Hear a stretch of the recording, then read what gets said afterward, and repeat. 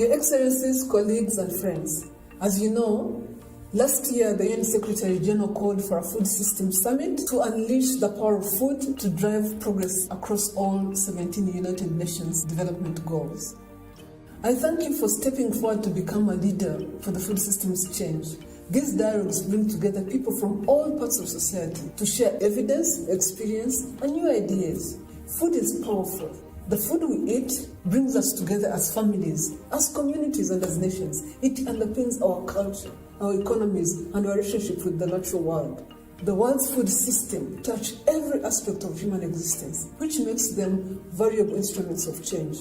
The reason we are having a summit this year, and the reason we are here today, is because we are off track. We are not set to achieve on our shared vision and goals for the 2030 agenda. Our food systems have staggering levels of inequality. Our key priority for this summit is to bring more inclusive, equitable, and healthier food systems while also safeguarding our planet. These dialogues are a core element of the summit process. They are an opportunity to come together and identify priorities and actions to be taken for a better future. This will be a people's summit, but it will also be a solution summit because everyone is part of the food system. We are looking to get all of you and your ideas around the table to ensure that action is owned and driven by different actors. We want action to be driven by you. Your leadership and ability to have courageous conversations rather than avoid them will be very critical. If we can't have courageous conversations about what needs to change and how we need to work together, then we won't be able to go very far. We need each of you to determine the food system you want for your future and to act on it to make them a reality. We must do this understanding fully well our place in the world and that what we do as individuals impacts on others. I look forward to working with you in this summit process. Together, we can build a world of inclusive growth, environmental sustainability, and social justice. We can build a resilient world where no one is hungry, no one is poor, and no one is left behind. I thank you.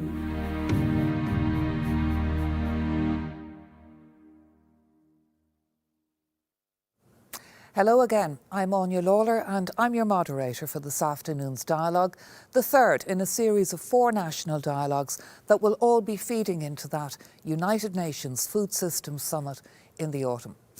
Our first 2 dialogues, which are both, by the way, available to watch back on the Department of Agriculture, Food and the Marine's YouTube channel, they discussed Ireland's 2030 agri-food strategy.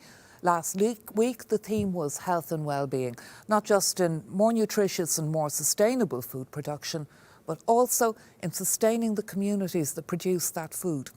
So this afternoon, our focus is going to be on change through the innovation of science and technology and how that will change the foods we eat and the way we produce them, and also by listening to the voices of young people, the food producers and consumers of the future who are demanding and driving change in our food systems.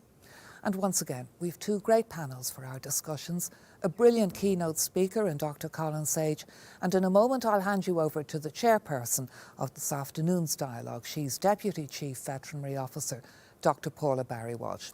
The key point is we want to hear from you, so please send us your questions and comments and reactions, and we'll be feeding those into our dialogues with our panels.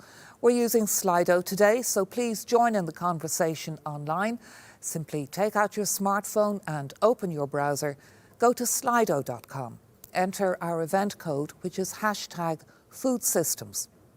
You can now ask questions and vote for the ones you like. And we've started with the following question, which will be one of the questions we'll put to our first panel. So how would you describe the connection between the rural agri-food producing community and urban consumers? And that's going to be a big theme of that conversation.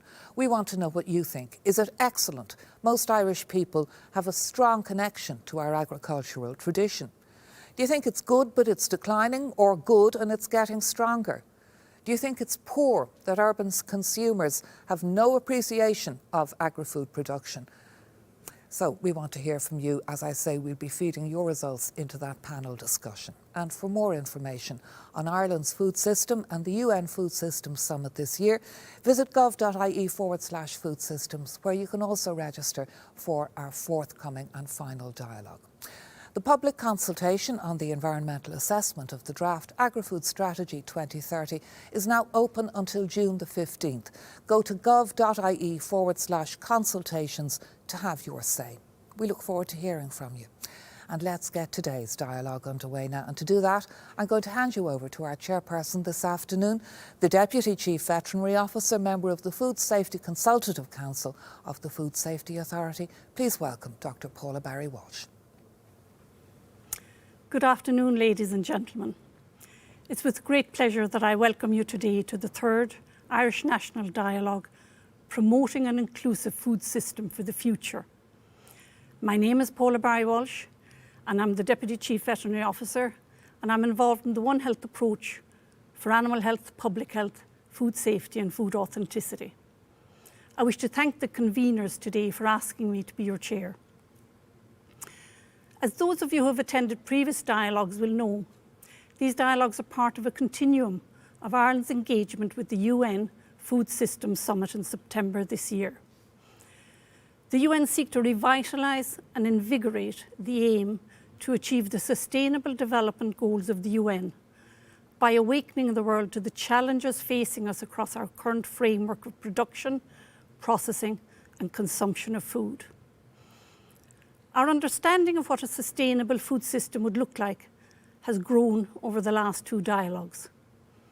We recognise the complexities, the contradictions, and indeed even the apprehension that the discussion engenders. The need for transformation has been stated. The fact that there is a burning bush and no time to lose is acknowledged. We face a critical time and our actions will impact future generations. However, the ongoing crisis of COVID-19, as well as Brexit, serve as illustrations of determination and resilience that may hearten us as we face these challenges. It is agreed that a sustainable food system has to consider vital components across the economic, social and environmental aspects. Under the model, producers must flourish, people must be nourished, and the environment must be revitalised. I have no doubt that today's dialogue will prove to be a positive addition to the overall discussion on food systems, ultimately provoking the necessary conversations that will allow progress on the goals. Parallel to the UN Food System dialogues here in Ireland, we have our own consultation on our draft Agri-Food Strategy for 2030. This Agri-Food Strategy sets out Ireland's vision for how we will become a world leader in sustainable food systems over the next decade, through a shared collaboration across all sectors of society, all strata of the agri-sector, and of course, including the consumer.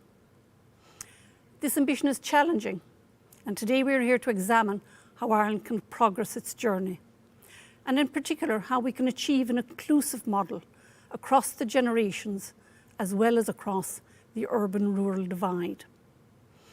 In addition, we will explore the importance of research and innovation and how it will act as a driver to the necessary transformation of our sustainability model. To open today's event, I have the pleasure of welcoming our keynote speaker, Dr Colin Sage, who worked with UCC and is now an independent scholar based in Portugal. He has long experience in food systems with a particular interest in social justice and environmental and food policy. And I will look forward to his views on how current policy has impacted our society and our planet. He has keen interest in how policy can lead to transformation and social change, and we look forward to his learnings on that front. Our first panel will address the influence of young people in shaping the future of sustainable food systems. The necessary transformation cannot happen without the voice of our youth, as they are the ones who will be most negatively impacted if we fail in our commitments. We hear frequently of how we are losing our ecosystems, but for some of our youths, they feel that they may never have time to experience the ecosystems which many of us have enjoyed during our lifetime. If we think there is a burning bush, it is they who will feel the flames. The panel will also address the oft-referenced urban-rural divide, the lost connection between urban populations and their food. does it matter? If so, how does it matter?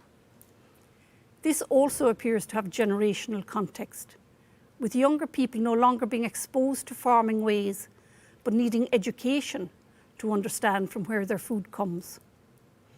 We will hear of the challenges that presents, and I hope, ideas on ways to move forward.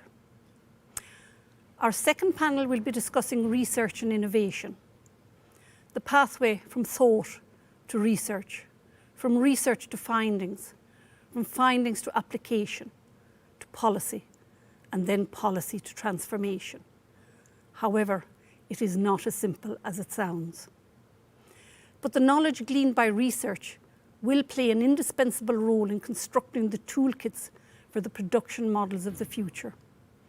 Collaboration and inclusion mechanisms across government, private investment, state bodies, farmers, processors, and other actors will need to be clarified and maximised for social benefits. It has been said before, but I will repeat it, consensus is not the aim at these dialogues. Open and honest questions and views are needed, with all perspectives on the table. I would encourage you all today to send questions to your moderator and to contribute to answer the Slido questions. Without further ado, I will now ask Dr. Colin Sage to take the floor. Thank you. Thank you very much, Dr. Barry Walsh, for that warm introduction. I'd like to acknowledge, first of all, the department's willingness to address the matter of inclusion as part of this dialogues process. It's a topic that often may fall off the agenda when compared to, say, the imperative of economic growth when we're thinking about our food system. So I'm going to begin by giving some context about why inclusion is so vital. And I have to say, I'm likely to do this in a provocative and controversial kind of a way, because these are questions, as Dr. Barry Walsh said, we're not looking for consensus, we're looking to maintain and develop a conversation around some of these issues. And so thinking about a food system for the future surely has to be not only inclusive, but a more sustainable and healthier one. So taking as my point of departure, I want to just make reference to the draft agri strategy for 2030. We might first of all reflect on the state of food security and nutrition in Ireland. Even before the current pandemic struck, 1 in 8 Irish households were regarded as suffering from food poverty. The circumstances of economic austerity and increasingly precarious employment faced by many lower income households, in particular since the financial crash of 2010, resulted in increasing numbers presenting at food banks. Now, this is not a distinctly Irish problem. In 2018, around 800,000 tonnes of food products were distributed to nearly 10 million people via charitable organisations across Europe. And of course, the pandemic has significantly exacerbated this problem. As families try to get by on PUP payments, that is, they qualify. So the issue of food redistribution through charitable organisations may, at first glance, appear to be a win-win to redirect surplus food from landfill to feeding hungry people. But in my view, it does not demonstrate a societal commitment to the human right to food. And it certainly doesn't deliver food security with dignity. So these are the foundational principles around which to build a more inclusive food system. Indeed, for many, it's been described as the use of leftover food for left behind people, and other social policy analysts have argued that the charitable food distribution model has become part of the problem of food insecurity as opposed to part of the solution. Above all, I suppose, this issue of surplus food demonstrates the structural nature of industrial food systems that are characterized by mass manufacturing of highly processed foods, leading to huge surpluses, which we could arguably say are then dumped on the so-called needy. We learned from last week's dialogue that we also have in Ireland one of the highest rates of overweight and obesity in Europe. And this is not, again, a question of irresponsibility on the part of consumers, but the logical outcome of a food system delivering unhealthy diets, again, particularly to those on low incomes. Around 70% of mortality is linked to non-communicable diseases, most of which are diet-related. In the EU, NCDs are thought to cost around €700 billion annually to member states of the European Union. We might also note that senior health professionals in the NHS last year submitted a document to the UK government highlighting the pressure that the NHS was under as a consequence of diet-related chronic diseases. Their statement argued for serious policy measures to regulate junk food and to encourage more plant-based food consumption. If we know what constitutes a healthy diet, it's worth reminding ourselves that barely 1% of the Irish population eats in line with the food pyramid, and not, I don't think, not even 40% of their population are getting their 5 a day. And this is because the food environment in which we live is one which promotes energy-dense, micronutrient-poor foods and beverages. Products which are high in saturated fats, sugar and salt are tasty, cheap and ubiquitous, and responsible for a public health crisis. Yet, in spite of this knowledge, we continue to focus on pulling out drowning people from the river, some of whom, of course, as we heard last week, become the patients of Dr. Donald O'Shea, without ever asking why people are falling in upstream. We must begin to ask questions of the obesogenic food environment in our towns and cities that encourages people to eat badly, if cheaply, if we want to build a healthier food system for the future. Now, to speak of a food system is, of course, to broaden this perspective beyond agriculture, and it's to recognise the interconnected concerns of health, of well-being, but also the diverse cultural meanings that food has, the skills, knowledge and self-esteem that it can promote, and its role in strengthening community. And this was a point made last week by Brenda Dunford and Kathleen, who spoke very well on this topic. Food then is arguably a wellspring of so much more than economic exchange. And it is many of these diverse attributes beyond the economic that might provide the means for inclusion. Before we look at some of the methods that might bring people more into the food system, I want to briefly turn my attention to the term sustainability, which features strongly in the 2030 strategy and is widely used by the industry to promote its green credentials. I have to say that when I see the term sustainability applied so frequently across the sector, I have to think of Harry Potter. Harry, as many of you know, had an invisibility cloak that allowed him to move through the corridors of Hogwarts without being spotted by Professor Snape. I think sustainability is often deployed in much the same way, as a cloak to conceal the hard evidence that industrial agriculture exerts a high environmental burden. So when, or if we use an outdated notion of sustainability, which is made up of social, economic and environmental circles, if you like, and we think of trading them off between them, and where in reality we know that the economic ordinarily trumps all with recourse to claims of efficiency, it's time to ask, does sustainability still fit in the 21st century? It's worth reminding ourselves again that this term sustainability really derives from the 1987 Brundtland Report, Our Common Future, which drew our attention to the importance of thinking about future generations. But in the same way that Ireland has changed immeasurably since 1987, so has our understanding of what sustainability represents. It's simply more than a trade-off between these three broad concepts. For some of us who've been working on sustainability for some time, and here I'd like to give a shout out to my colleagues at UCC, because we've recently produced 2 books on the topic. We've come to appreciate, I think, in that respect, the need for a deeper, more robust conceptualization than the conceptualization that's been used hitherto. So I want to just pick out very briefly 3 points that I think should inform our understanding as we go forward. First, health, and Dr. Barry Walsh mentioned health in her opening remarks. Thinking about human, animal, and planetary health are indispensable dimension of a reinvigorated sense of sustainability. And of course, these interconnections of these three dimensions have been made very, very clear by the emergence of COVID-19. A planetary health perspective helps us to frame the limits in which to live if we wish future generations, or even the young people of today, to have prospects of a safe and secure existence. The second dimension of a more robust conception of sustainability is the need for a holistic, transdisciplinary, and systemic approach that recognizes the partial, contingent, and variable nature of our understanding, and how we must build greater resilience and redundancy into our production and consumption practices.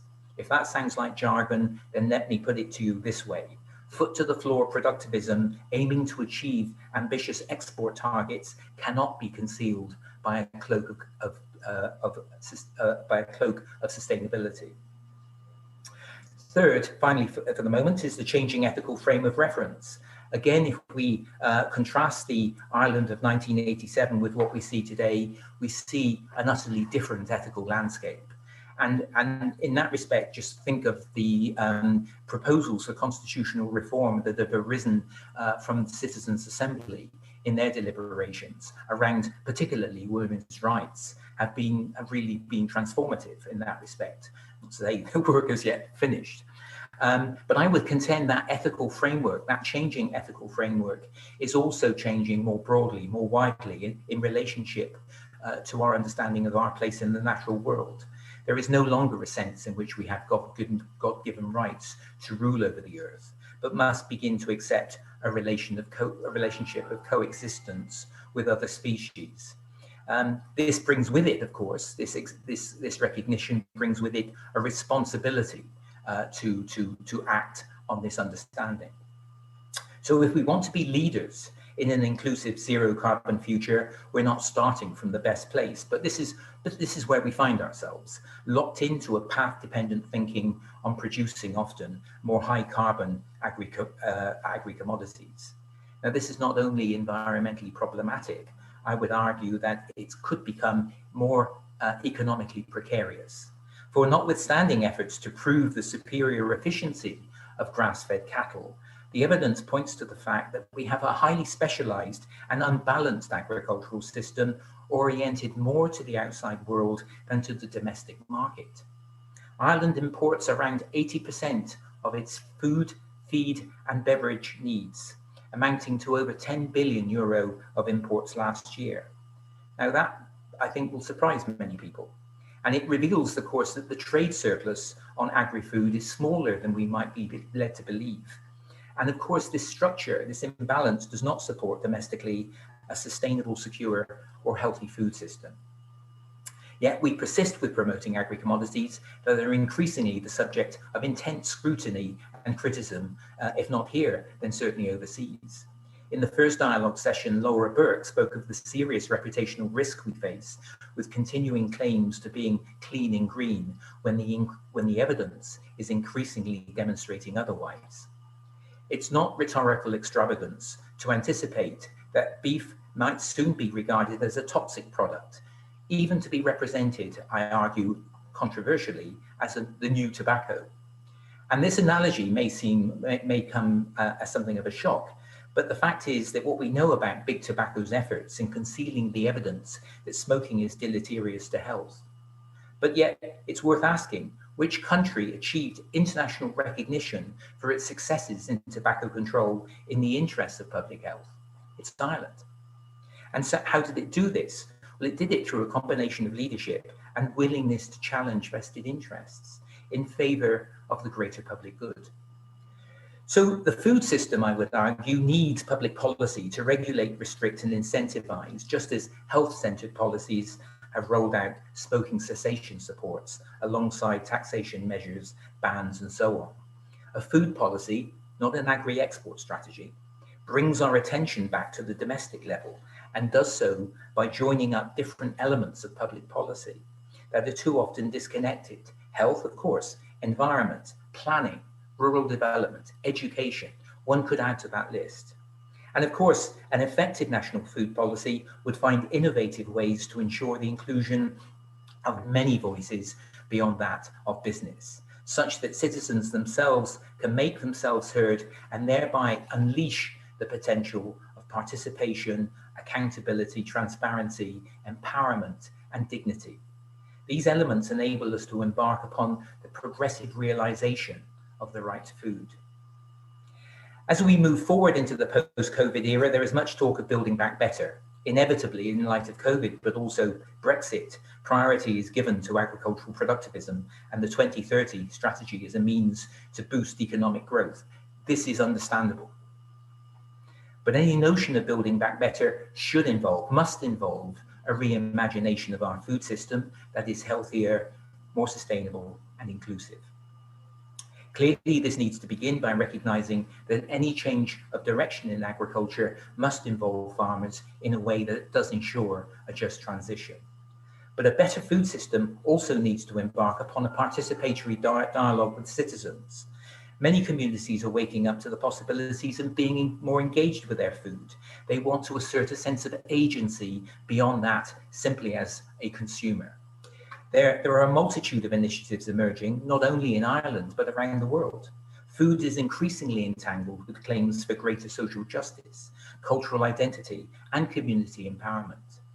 Calls for food sovereignty, the right of the peoples to determine their own food system, is now heard loudly and persistently in the corridors of FAO in Rome. I'm disappointed that it seems to be conspicuously absent from the agenda of the Food System Summit.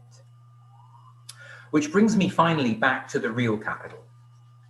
We know that Cork is the food capital of Ireland for the history and quality of its produce, but it also has its share of deprivation and exclusion. Now, these are challenging issues, but one of the things that has been developed in Cork is an effort to try to use food as a way of enabling people to empower themselves through skills acquisition, through healthier eating, and through social connection. In 2013, we established the Cork Food Policy Council as a civil society organisation supporting interagency collaboration in helping to bring people together and to point a way forward towards a more sustainable local food system. We've had successes and setbacks, as all such initiatives face. And we've been a little disappointed that the City Council's been unable to provide more tangible financial support. But the exercise of working with the local authority has been instructive, I hope for them as well as for ourselves. And the outcomes have included much greater public engagement around food, with community gardens and other greening initiatives springing up around the city. Ultimately, it is at local level where we can make the most difference, but by fostering a sense of food citizenship. In Cork, we've barely begun to scratch the surface, but we see how rich and rewarding this work can be in helping to improve people's lives. While action is local, policy still needs to come from a national level, providing the incentives that support local efforts, but also guide population level impacts through impacts and restrictions. So to conclude, I'd say that food banks are unfortunately likely to be a fact of life for a while yet, but we should be working to reduce the numbers of people that present themselves for emergency rations, not celebrate the ever greater volumes of food waste that is being redistributed. This demonstrates a failure of a food system, not a success. This is part of the challenge that we face in working for greater contributive justice and inclusion in our food system. Thank you. And thank you, Dr Colin Sage, for what was really a challenging and a provocative address, and we look forward to addressing a lot of the themes you've raised there with our panel. Let me introduce the first of them. Thomas Duffy is here in studio. He's the president of Macra na Feirme, which represents young farmers and young people in rural Ireland.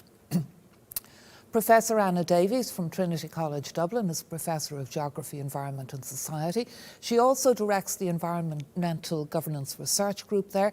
She's involved in several organisations such as Future Earth Ireland, the Rediscovery Centre, the International Science Council and the European Roundtable on Sustainable Consumption and Production. Also joining us today is youth activist Sophie Healy-Thau, who's co-chair of the UN Food System Summit Youth Liaison Group, so we're lucky to have you, Sophie. And in her activism, she promotes food security and gender equality. And she's a lead group member of the Scaling Up Nutrition movement and serves on the board of the charity ActionAid UK. And our fourth speaker on this panel is Carmel Fox. She's the chairperson of Goethe and of the Tipperary Town Revitalisation Task Force. She's also worked at the highest levels in Teagasc and been CEO of Ballyhura Development.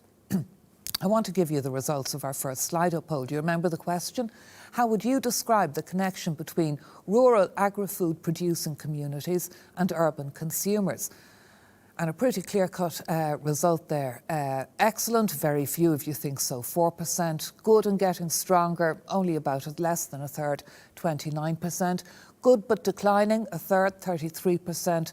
Poor, urban consumers have no appreciation for agri-food products. And Anna Davies, I thought I'd go to you first on this question of that urban-rural divide. Obviously, a lot of people watching feel it's either declining or it's poor. So how we need to improve that and reimagine, if you like, our disconnect from food production in cities? Yeah, it's a very good question and a very important one. As we know, today more than half the world's population live in urban areas, predicted to rise to about 70% by 2050. So positive action here is essential, not least because 79% of all food produced is destined for consumption in our urban areas. This obviously increases food waste as well, and with millions of urban dwellers categorised as food insecure across North America and Europe, that will have risen, a figure that would have risen during the COVID pandemic, all serves to confirm really that we're creating the need to create more sustainable urban food systems is necessary if we're going to go towards supporting a global food system. I think actually in certain places across Europe and North America, urban governments are already emerging as key actors in fostering sustainable urban food systems, although they usually have no clear mandate in this area. So developments are precarious and reliant on continued support from elected officials. I think Colin mentioned that in terms of his experience in Cork as well. And I think as noted in the EU's Food 2030 Pathways documents published last year, what's needed really is integrated cross-departmental action. Some cities are bringing together various stakeholders to design food policies that address pressing food-related problems such as food insecurity and obesity, but at the same time help to resolve wider issues, including environmental challenges, social inequalities and poverty. One thing I think that we could take inspiration from here in Ireland is the Milan Urban Food Policy Pact, which has been signed by over 200 cities worldwide, covering over 450 million inhabitants, and it's an important milestone in this context. However, no Irish cities are signatories to this pact currently. It's also important to emphasise that it's not only the sole responsibility of across you there, Anna. So can you just tell us a little bit more about what that is? That Food Policies Pact. Yeah, the Milan Urban Food Policy Pact was developed by Milan government, city government, and was put together to bring a network of cities to come together worldwide to support sustainable urban food systems. But as I said, that no Irish cities are signatories of this pact currently. That's an interesting point to make. And maybe, Carmel Fox, you pick up on that, because all of the work that you've done with rural communities and trying to sustain, if you like, sustainable development there. From your point of view and from that experience, what more needs to be done to develop that food citizenship and that link between urban and rural? I suppose the first thing that I'd like to say is that there's a disconnect between young people in rural Ireland and food and where it comes from. So it's not a rural-urban divide. It's a rural and urban divide. And in very many schools, primary schools in rural communities, you'll find that there may be only one or two children that come from farming backgrounds. And at that, those children may know one form of production, but not the wider production. So I think it's very important that we expose people in all communities to where food is produced and how it's processed, and that sort of wider understanding of the need for more training around the use of food. And for sure, in rural development, food is an important element. And in the focus in that, on the one hand, there's the focus with schools and with the states around gardens, community gardens, school gardens, around more basic education. And then there's also the focus around training for people in terms of cooking their food. Because often this issue that there is with the fast foods being eaten is about giving people the skills to be able to produce that meal that takes less than an hour for their family. So that whole combined training is very important. And when we look at rural development, the added value in the food system is something that rural areas and rural people have proved themselves to be very good at.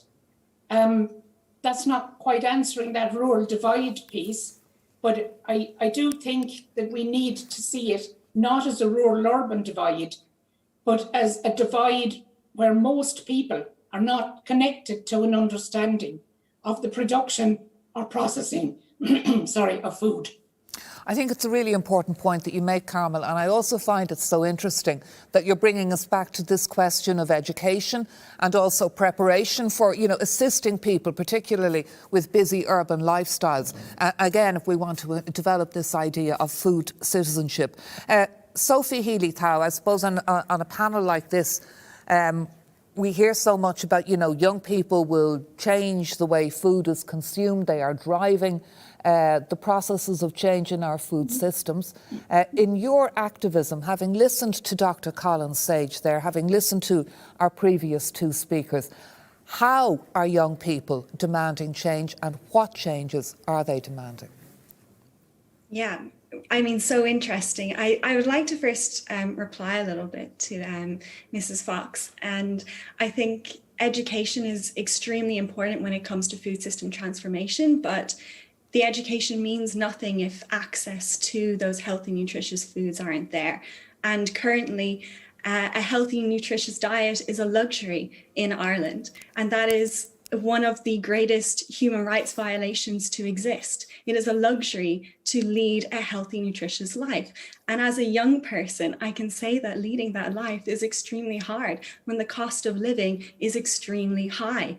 So right across the globe, young people are demanding change, but we need change from others as well. Young people are doing as much as they can currently, and they are educating themselves on the topic. But if that access, that bridge isn't there, nothing is going to change. It has to be two-sided.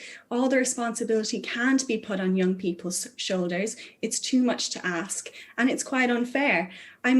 We've seen our current food system contributes to ongoing health, climate and biodiversity crisis and violation of human rights. And we can only contribute to the UN Sustainable Development Goals with a decent and huge transformation of our food system.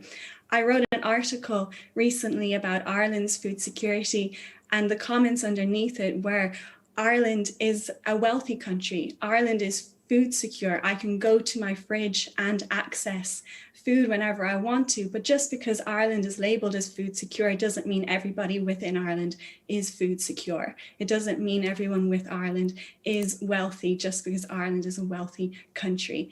In my university campus, I have created a safe space with other students to talk about food insecurity on campus. And we hear from young people on a daily basis about how they have to go hungry to school because they just can't afford healthy food. And they know what's healthy for them.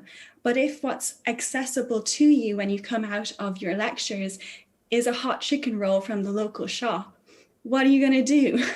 There's a lot of different complex factors within this. Last week I presented to the Special Envoy, Dr. Agnes Kalabata of the UN Food Systems Summit, about a youth initiative that I am co-leading, which will launch on the 18th of May, which is supported by Irish Aid.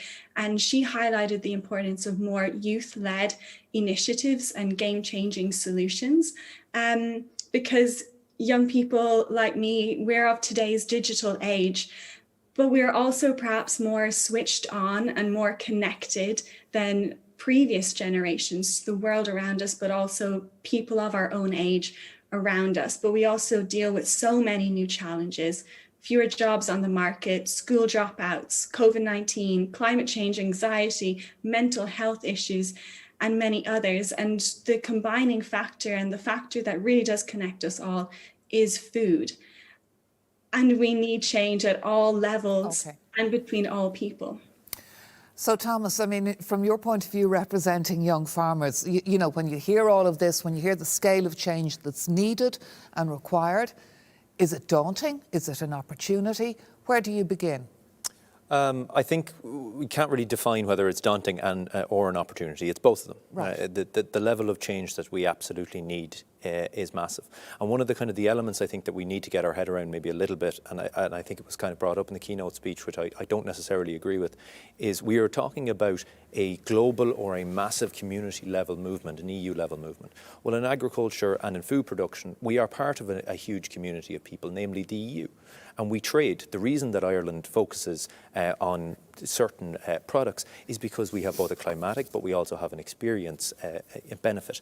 We can produce certain foods extremely well in Ireland. We cannot produce certain foods. If we want strawberries in December, which people have gotten used to, we're going to have to accept that we're going to have to trade between groups. But there are changes that we need to make, and so there are changes that we are presumably making. where you would disagree with Dr Sage is on the grass-fed cattle and export model. He was querying how sustainable that really is. You'd say it is within the EU? Well, you see, the whole point he talked about sustainability and that there aren't trade-offs. Well, that would be wonderful and unlimited. But ultimately, what farmers are constantly being told, and really agriculture as an industry is carrying the heavy lift. Because to Sophie's point, and she's 100% right, a lot of students are struggling. Why? Because the other costs of living. So there isn't the money going towards food in Ireland. The percentage of our income that we're spending on food in Ireland is going down every single day. But the reality is, on the farmer side of things, there are greater expectations for more environmental sustainability, but there is no more money coming. The consumer is constantly saying, by and large, that they want more sustainable food, but the money is not coming back to the primary producer. We are having to work hard. Ireland does a wonderful job of saying exactly that. We are not saying that we are better than any other country in producing apples or in producing tomatoes, but we are saying, and we are rightly saying, that we are better at producing the products that we do produce in Ireland, a grass-fed beef and dairy. Okay. I have another slide or question, by the way, for you. In an age when it's more difficult than ever to get reliable, trustworthy information across to young people, which of the following offers the best approach? Is it TV documentaries, social media influencers, more on food and school curriculum, that education point we were talking about earlier? Does it involve targeting parents and getting in at that young age? Or is it down to advertising campaigns? Again, let us know what you think and we'll feed it back in. Just to continue for a short while on this business of the beef model, the new tobacco, as Dr Sage called it, and the sustainability of the grass-fed cattle and export model. Which of our panellists would like to come in on that? Because Thomas was saying he believes within the EU it is sustainable. Does anyone disagree? Sophie? Well, I don't agree that cattle and beef farming is sustainable long term. I think Ireland has a deep-rooted history in unsustainable farming practices, which is contributing to the degradation of our climate long term. I don't believe that farmers are to blame. I don't think that it is a us and them issue. I agree with the speaker about there isn't enough money going to farmers for sustainable farming practices. So the reliance on historic unsustainable farming practices has had to continue because nobody wants our farmers to live a poor lifestyle. They are the connection, our biggest and most important connection to food, and they need to be treated as such, but with more emphasis on sustainable farming practices that are different to the ones we've seen. And Carmel, given what you've seen in rural communities, how easy is it, because this is one of the themes again that's come up throughout these dialogues, how you have to get a local community, if you like, to buy into the process of change and how that's done. What's your own experience? What are the lessons or the pointers you would give in that direction? I suppose the one piece that we all understand is that change is inevitable. And certainly local communities are very used now, and there's a system that's well understood of locally led development, where partnerships come together, consider a challenging issue, and work through to finding solutions. And I believe that there is scope for some of that within this strategy. And that could be across climate mitigation or renewable energy, across a range of things. But when you come back to looking at where is the biggest challenge in the strategy, I don't think the biggest challenge is actually in achieving change around climate mitigation or improved biodiversity. I think there will be a strong focus on those. I think there'll be mechanisms put in place that will support the delivery. And I have a strong belief that there's a changed conversation and a changed belief and buy-in. Where I see the greatest challenge is around the viability and resilience of the primary producer. For sure, that pressure is going to be put on, and like we can see, I got a leaflet that came through the door in the last week from Board Via, and they were talking about their carbon footprint champions, and they have 400 farmers that have reduced their carbon footprint by 18% in the last 3 years. More of that will happen. They're just some of the early adopters. But farmers need to be able to live viably. And the comment that was made earlier around the percentage of the income that's spent on food, I think needs to be thought about seriously.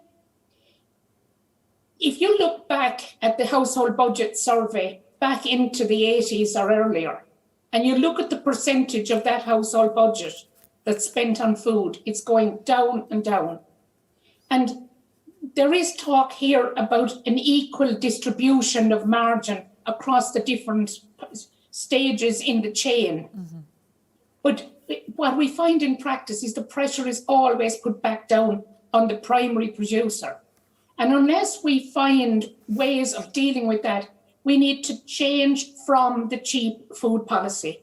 It's impacting producers all over the world. And until we put a proper value on food, we aren't going to be able to remediate the challenges in the system. Thomas, presumably you'd agree with that. We need to be paying more for food. Well, you see, again, to Sophie's point, here is the problem. There are some people who are not able to pay more for food. And we have this challenge. Agriculture is fundamentally the foundation of all of society. We did not develop stable societies until we developed agriculture. So if the general economy and the general of society is not able to sustain itself in that way, it will not be able to pay more. But certainly the percentage in the supply chain, we know that the more heavily processed food, and we've talked about, when we talk about beef, people often talk about these alternatives. I don't think people realise most of those alternatives are returning absolutely nothing really to the primary producer. They're based on commodity grains that are heavily processed, they're ultra-processed foods, and are then, at a huge markup for some of these companies. So this is the real major danger that we have. The primary producers won't be any better in the chain if we make all these additional changes for the climate. And in actual fact, and to that point, when we talk about climate action, there is no one who's going to be more negatively affected than primary producers. I'm sure there are a lot of people who are very concerned about rising sea level prices and in terms of heat, but nobody is going to be as affected as I am when drought hits my grass in the middle of May and I cannot let out my cows in April because it's raining too much and it's too cold. And that's just the simple reality. But the problem is, if we start talking about demonising certain foods, like was commented there, I mean, I have to entirely reject the suggestion beef is the new beef tobacco. is tobacco, because in reality we know that beef does have a very positive nutritional contribution. It's a vital source of high quality iron. And yes, if you eat it in excess, in the same way if you eat too many grains in excess, you eat anything else. But tobacco produces no common good whatsoever. So to compare the two of them is just downright offensive to anyone with any bit of reasonable logic. Anna Davies, this came up as well in our first dialogue, and it's interesting. Because one of the successes, if for instance in Europe since the Second World War, has been the fact that we were able to mass produce cheap food, and that was regarded for a long time in the 20th century as, you know, a great step forward. Now we're looking to do, as Colin Sage, you know, we're re-examining that whole model. But within that, the economics and the role of the primary food producer, because while there's so much talk of change, a lot of it will be driven from Europe and a lot of the incentives will come from there. But that insecurity that many primary food producers feel, particularly in Ireland, we do see it here in the beef sector, don't we? Sorry, Hughie, what question did you have there? So what are your concerns for the primary food producers? Because, you know, everybody in the cities who's consuming food is saying this is what we want, the change is coming, it's being driven by Europe, it'll be driven by the United Nations. But that point about the economics and the insecurity of the primary food producers in rural areas who feel that, you know, for instance, like beef farmers. So how do you address that? Yeah, okay, thanks. Yeah, I mean, I think, you know, one thing to say is that my research has primarily been focused on urban areas and looking at urban resilience and urban food systems. Absolutely agree with the comment that we need more security in sustainable livelihood for primary producers. Absolutely. I think we need to be clear that we're paying the true costs of the food that's produced, and would support what was said there regarding the problems of cheap packaged processed food. This cheap food is not doing us or the planet any good. We need to find better ways to value the contributions of the very diverse nature of food producers. I think it's sometimes a bit disingenuous to talk about farmers as a singular unit in an Irish context. There's very many different kinds of producers producing very different kinds of products. And I think, as it was mentioned earlier, focusing on resilience, diversification, supporting diverse food economies, both in urban, rural and peri-urban areas is important. Exploring the potential for shorter food chains, community-supported agriculture, where urban residents can support local farms to guarantee incomes which go directly to the farmers. There are lots of different experiments that could be used to try and support a sustainable livelihood for producers as well as consumers. And can we do all of that while most of us in urban areas are popping down to the local supermarket and, you know, that's where you get your food? That is food to an awful lot of people. I know some of that changed during the pandemic. A lot of producers were able to make direct contact and direct deliveries and so on. But so does that model need to change? Well, we need to find alternatives. I mean, I think that the notion of urban food growing needs much more serious attention. It's not considered in any substantive way in any urban food policy document I've read in an Irish context. I think the fact that no Irish cities are members of the Milan Urban Food Policy Pact does indicate the low level of attention that's paid to urban food systems. And as I mentioned previously, you know, we are major sites of consumption, disproportionately consuming food in urban areas. We need to think about the resilience of our food systems within the urban area, as well as connecting more directly with producers.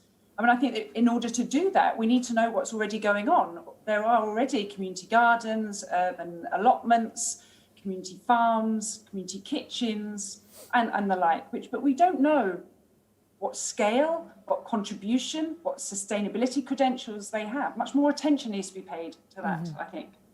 And it was interesting what Dr Sage was saying about their experience in Cork and the Food Policy Council there and working with the local authority and the need to develop those systems. Just to give you a result of that Slido poll, in an age where it's more difficult than ever to get reliable, trustworthy information across to young people, which of the following offers the best approach? TV documentaries only 5%, targeting parents only 8%, social media influencers only 21%, advertising campaigns 5%, but again the majority, whopping majority, 62%, saying more is needed on food in the school curriculum. And Sophie Thal, this is something that has come up again and again in terms of bringing food into the school curriculum and educating young people. And as we heard from Carmel, it needs to be in many rural communities as well as in urban communities. is that down to, this is what your food pyramid should be, or this is down to, this is how you grow the food, or this is science, or this, do you see what I mean? Because there's a lot we should have in school. What should they be learning in school? Should they be learning how to make an omelette? If you want, for instance, a cheap takeaway meal. Yeah, I mean, I think we should be taught about planetary health, and within planetary health, all those things align: sustainable meals, climate-friendly meals, what food actually means in a science sense, but also in a practical sense, what that means to how you should budget for your food even, or the best places to buy your food, or even how to grow your own food. I mean, I did home economics, and that in itself, I think, is detrimental to the education of young people within food. Calling it home economics, I think, is an injustice to the importance of our food system. In primary school, I contributed, or I was part of Food Dudes, that little pieces of fruit and veg came raw to us in plastic bags, and we just gave it to whoever liked parsnips on the day. These kind of things, although brilliant initiatives, don't really scale up or scale out as much as they are needed. I personally believe that the history of our food system, the future of our food system, and how we deal with our food system now shouldn't be an option. It shouldn't be something students can opt in and out of to learn about, because it could be detrimental to the future of our nation, but it also could be the saving grace of people, planet, and animal health into the future. So the social, the historical, the scientific, and the ethical, as well as the practical. Just more on that, a question has come in on Slido. Is there a system we could introduce that encourages individuals or community groups growing or rearing their own food, and that people who can't afford food could actually? Anna, I'll give this one to you, and then I'll come back to you, Carmel. I mean, there is this idea that I know Cuba, because they had to. They've, because of difficulties with imports, they had to grow a lot of food in urban areas. But there's often this romantic idea, isn't there? A bit like what was that TV show with Felicity Kendall? Good Life. The Good Life. The Good Life. Do you know what I mean? That somehow urban dwellers can have themselves their own little bit of the good life. I mean, that's one image, but in terms of a real transformation in cities, can you give us some examples of what you think would work? And I think that there are inspirational examples internationally, although I would say there's no one urban utopia that we've come across. And also, I think it's really important to say that you can be inspired by examples internationally, but you simply can't cut and paste into different contexts. Places are unique in terms of history, culture, environmental conditions, relations to food. I think there's room for inspiration for sure, but actions need to be developed and embedded in local realities to be relevant. We need to take this food approach by examining not just food as fuel, not just food as commodity, but food as a social catalyst, a glue which keeps societies together and connects, provides social cohesion. And there's lots of ways we could do that. First of all, by mapping spaces, vacant spaces in cities, which could be used for food growing. We don't really know what the capacity is for our urban areas to produce sustainable urban food, and at what scale. And certainly increase in apartment dwelling means that it's not possible for people to do backyard gardening, but then there needs to be other spaces. And there are possibilities such as edible parks, as well as community gardens that you've mentioned, which could provide alternatives. Now, these require labour and maintenance and investment, but the social return on that investment and the sustainability return on that investment can be really spectacular, but we're not really exploring it yet, and there's much more work to be done. It's messy, it's distributed, but these are additional benefits of food systems that I think we need to consider. Sounds as though local authorities have a lot of role to play actually in implementing all of this if it is to happen. Carmel, coming back to that question of the primary producer and the economics, and also their sense of being stakeholders in all of this process of transformation and change. It's about going back to Thomas's question, how do we spread the cost of sustainable food? How do we share, if you like, the cost and the benefits across the chain? differently to the way we do now? Yeah, I think that we do all need to take on board the inevitable change that's needed around climate and biodiversity. So that needs to be a fundamental underlying. And yes, all of the system, right through from the producer to the consumer, needs to take that on board. And I think it'll be driven by the consumer over time, and that change will be inevitable. But as we make that change, we need the science behind it to understand the changes that we're making. And I have an example. I was in a design school, and in the design school, and this is many years ago, they had 2 T-shirts up there. One of them was cotton and the other one was plastic. And they asked to know which of these had the bigger carbon footprint. It was the cotton.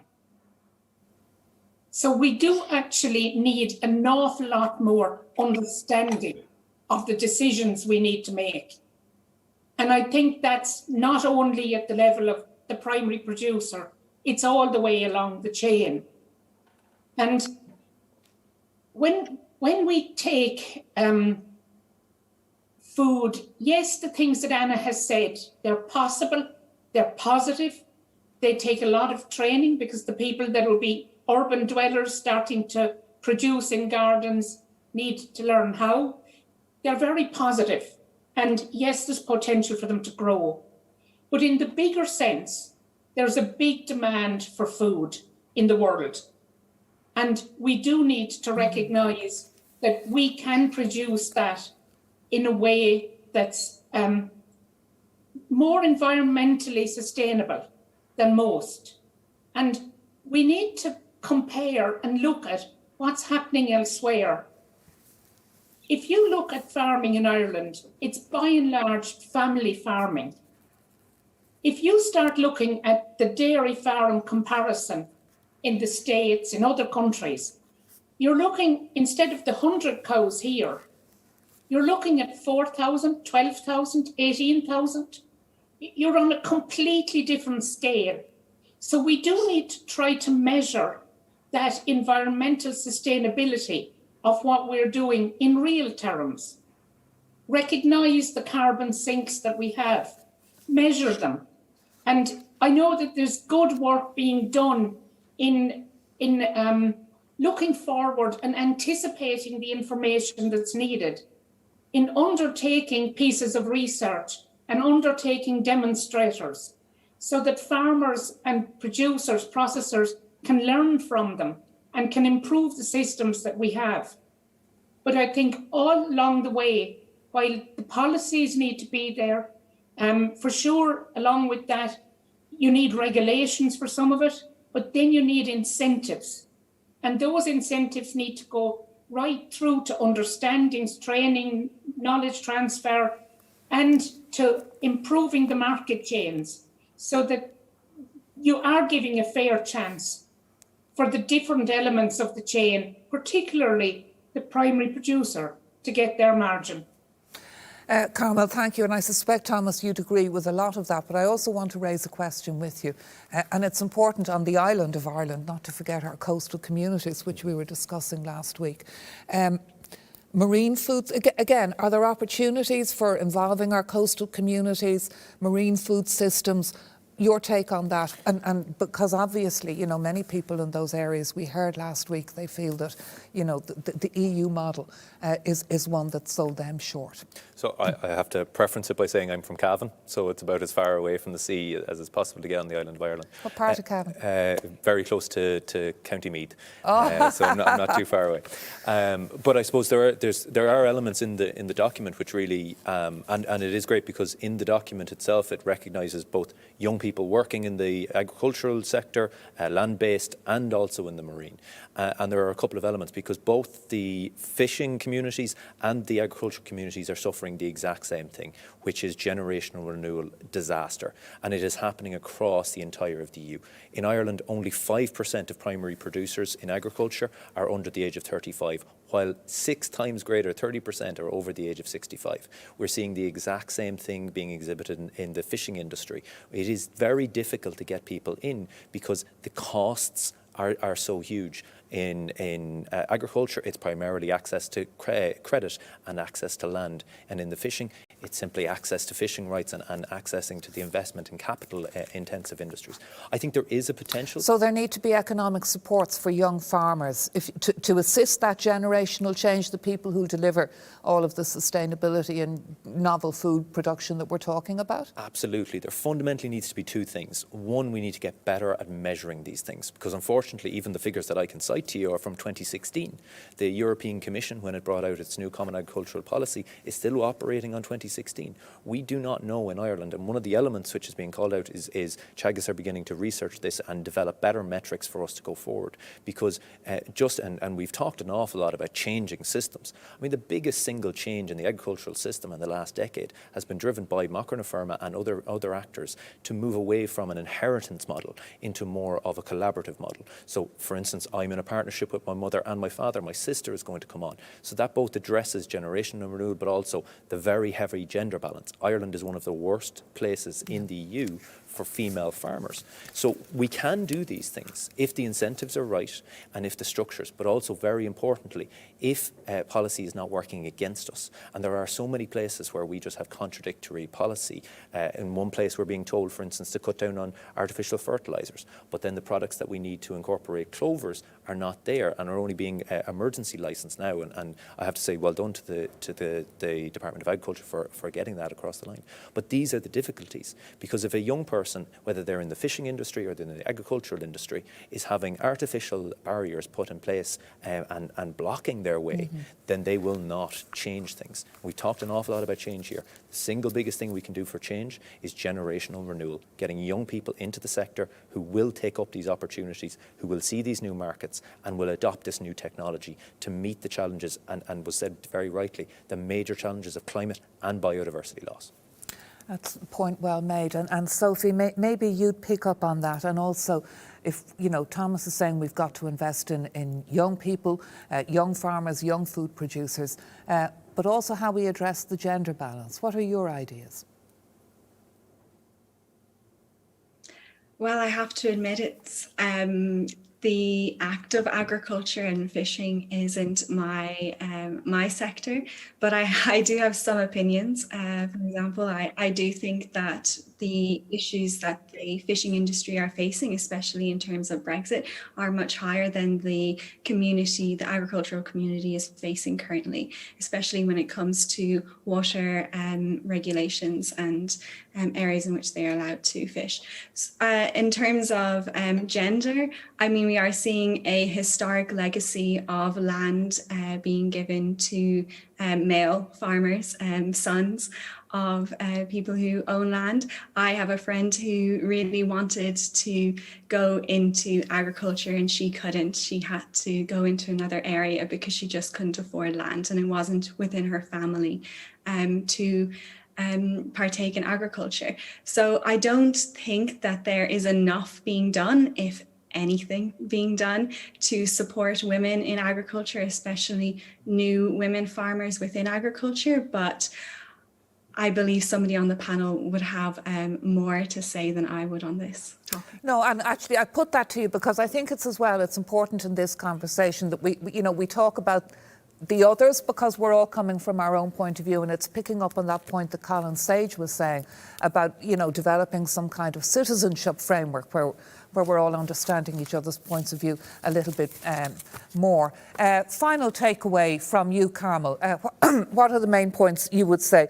Maybe getting back to that point about education that you were talking about earlier, and the need for it in rural communities as well, and what Sophie was saying about it needs to be, let's move well past home economics here.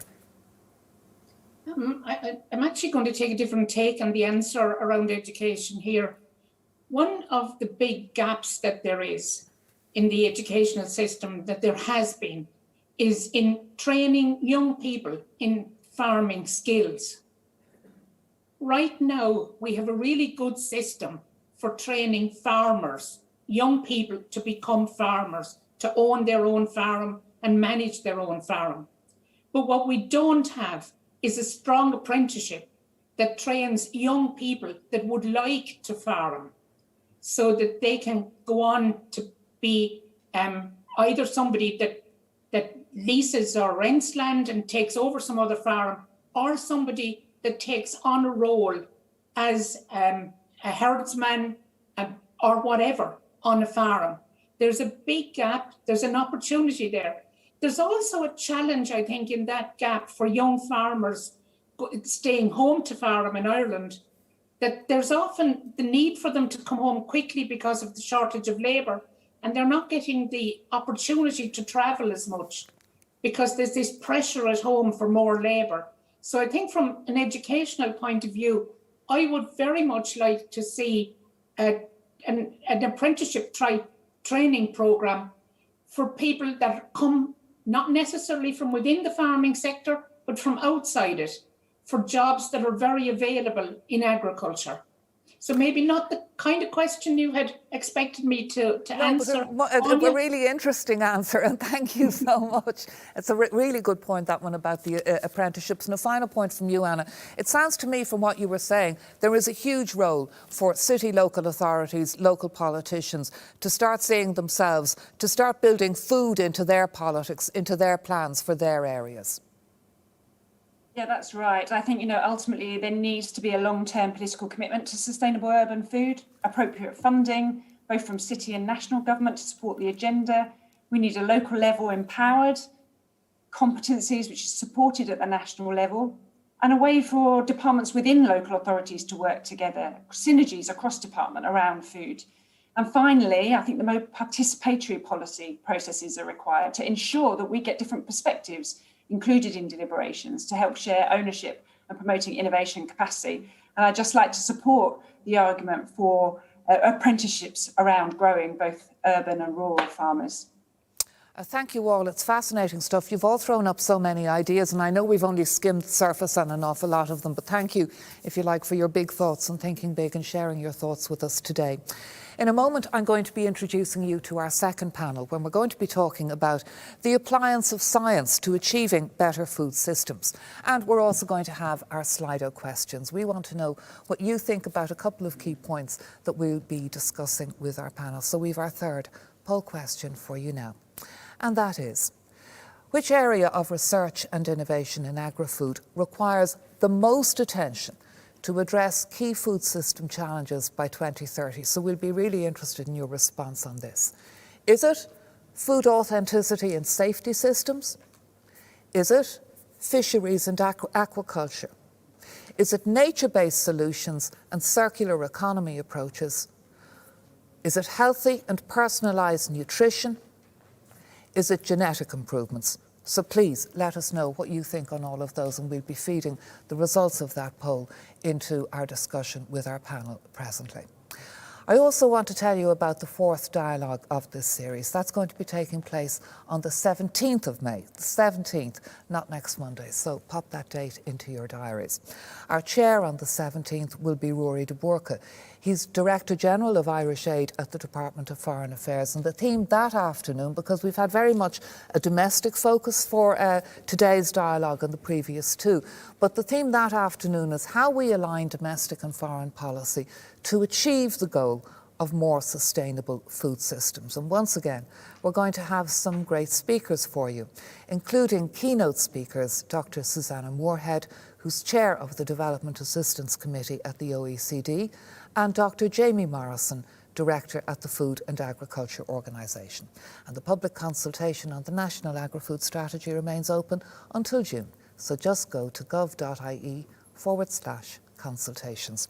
And now, by the magic of science, we have our new panel in place for you. So please let me introduce them. And Dr. Maeve Henshin is Principal Research Officer with Teagasc. She's here in a personal capacity today. She's on the board of the Food Safety Authority and on the executive of BioRbic, Ireland's bioeconomy research Centre. She's also involved with the SCAR Food Systems Working Group. Her interests are innovation in the circular bioeconomy and sustainable food systems. Joining us remotely, Dr Nora Caldy is founder and CEO of Neuritas, which uses technology to get the most from nature. Their aim is new discoveries that could benefit the lives and health of billions of people globally. Alvin Hunt is the co-founder and chief executive of Hexafly and Irish Agritech. His mission to revolutionise the way we feed this world by breeding insects on an industrial scale and doing that sustainably as well. And Professor O'Connor is the director of BioOrbic, the Science Foundation Ireland Bioeconomy Research Centre at UCD. He's also set up two companies, Bioplastec and Nova Mentis. So a huge amount of brain power on this panel, and you're all very welcome. And Maeve, maybe you'd kick us off with this question of the appliance of science and this brave new world of food that's coming to us. And, you know, we know the strategy, we know what we're all trying to achieve, and we want it to be circular, we want it to be sustainable, we want it to be affordable, accessible, ethical. How close are we to doing all that, and what do we need to be focusing on, in your view? Well, I suppose, yeah, there's a lot we're asking from the system there. And I suppose I don't really want to throw cold water on things from the outset, but I suppose the important thing to recognise that absolutely science and technology has brought us a huge way. We're producing a lot more milk, say, with less inputs and less environmental impact than in the past. We have fantastic developments with new technologies around adding value to co-processing and waste streams. But I think we have to recognise that science and technology can only bring us some of the way. And therefore, I think that then speaks to the argument for the food systems approach. And I suppose what the point that I would make then around relating to that is we have to understand we're not just simply about trying to develop new technologies and new crops, we're trying to develop new systems. And that ultimately means change. We have to understand the different relationships and interconnections that are there. We have to understand that we require changes in power, we require changes in mindsets. And then I would argue that we need a much more stronger emphasis on the social sciences in terms of understanding all of that change and facilitating the introduction of new science and technology solutions to the food system then. Yeah, there is an awful lot of education and explaining that's going to have to go on to bring, you know, stakeholders right across the society with us, isn't there? I mean, that's one thing that's been coming very clear. Nora Caldy, talk to us, though, about the brave new world of food production and looking at food or food elements in a different way and using new technology, because we've been hearing so much about, you know, people's poor diets, how food is making us sick, how people can't afford food. So talk to us about the appliance of science and how that can help, and your work in Neuritas. Yeah, thank you. So it's incredible. Yeah, food has really become a problem, okay, and it shouldn't be, because food is really the solution to all this, but it hasn't been used the right way. And the realization that we know very little about food and how food interacts with the human body was a big thing for myself as an academic initially. Realizing that, you know, if you take a plant, you're talking about trillions of different molecules within that plant. To understand what molecule does what and how it interacts with the human body is just a huge mathematical problem that currently humans have not really understood. So we're not really close. A few years back, about 10 years ago, we weren't really close to understanding the complexity of food and how we extract health benefits from it. And this is why introducing new technologies to old areas like food and food production is very important, because we live in a data-rich world. And the question is, how do you use that data and how do you integrate new technologies to decipher that data better and to understand it better? So if I give you a concrete example, if you take any source material, let's say a plant, and you eat it, you lose a lot of the health benefits within that plant. So even if you eat it fully, so as a whole food, you lose a lot of benefits, a lot of health benefits that are in the plant. But when you digest it, you lose a lot of it. You get the nutritional part, but a lot of the very specific health benefits you lose. Also, when that whole foods is processed to create a finished product, a lot of those health benefits are also destroyed throughout the production. So what we did was try and understand, well, how can we identify those incredible health benefits are hidden for hundreds of millions of years in all sources, in all plants around us, in all marine sources, etc. And how do we make them available to humans so that we can use food to its full power? We can use plant to its full power, because currently, there's a global clear augmentation in the number of people, there's need for more food, but actually we're not using food to its full potential, even what we have currently. So the fundamental understanding of what's in source materials, what are the health benefits there that we're losing as humans, how can we make them more available, how can we take those ingredients that you then create and put them into different food sources, into different food products to improve human health, has been really the mission we've been on for a while. So like I said, there was no way to identify these incredible benefits within food without actually realizing, without doing it through computer science.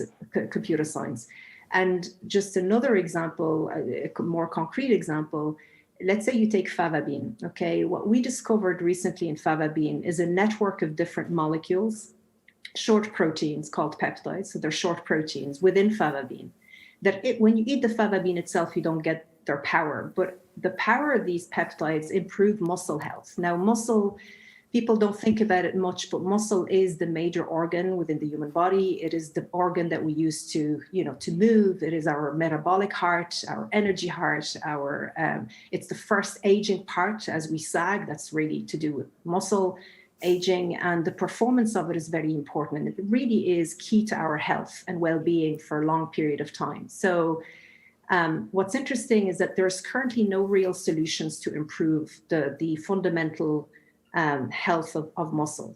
And what we did over the past few years is try and identify solutions for muscle in nature. And we found a network, like I said, of peptides, which are short proteins in fava bean, that really tremendously, significantly shift the muscle from an aging muscle to a healthier, younger muscle.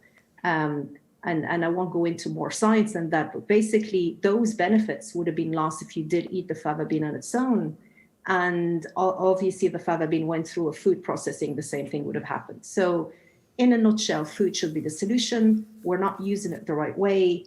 And the fundamental understanding of what's in food, what's in our plants around us, plants and other sources, is really important to be able to structure and create better products, healthier products with the same taste using new technologies. That's absolutely fascinating stuff, and I wouldn't even have to shell the fava beans to get all the benefits. I could just take you a supplement. Besides which, the idea of broad beans being the new Botox, I'm still kind of getting my head around that. Talk to me about the business of trying to, farming insects, we've all heard somewhere, in the future we'll all be eating insects because they're so nutritious. Most of us don't want to. You decided to go into it as a line of business, but it's such a fantastic concept. We know it is the future, but what's your practical experience been of trying to get a fly factory off the ground? Yeah, well, it's a new industry. Doing something that's, I suppose, new and innovative is always going to be difficult and challenging. Did people tell you were nuts? A few people did, yeah. I suppose when we started, it was really kind of early stage. The industry was only really getting started globally at that stage. So like there's been a lot of, there's a lot in the media about insect farming now, and it's received huge amount of investment since. But when we started, it was very much at the conceptual stage. There had been a lot of scientific research, but as a practical solution, it was still quite early. And come here to me, Alvin, why did you want to go into flies instead of beef, for instance? So we were looking at, I suppose, the future population growth is going to be an extra 2.2 billion by 2050. The demand for protein, not just for the human population, but actually on a more practical level for animals, the need for protein to be used in animal feed. And we saw that there was industrial, the agri sector and the industrial sector were predicting that there would be shortages and there would be a gap there in that protein production. So we looked at insects. Insects are really, really high in protein. For example, like the insect we use, black soldier fly, it's got 60% protein. The insects had a 2.5 week life cycle, quick turnaround. They were able to take in raw material food waste that we produce, that's produced in society, and instead of that being discarded, they can actually Did they have any favourites? They do, yeah. They certain foods are waste streams they prefer. Stuff of vegetable or vegetal origin is quite good.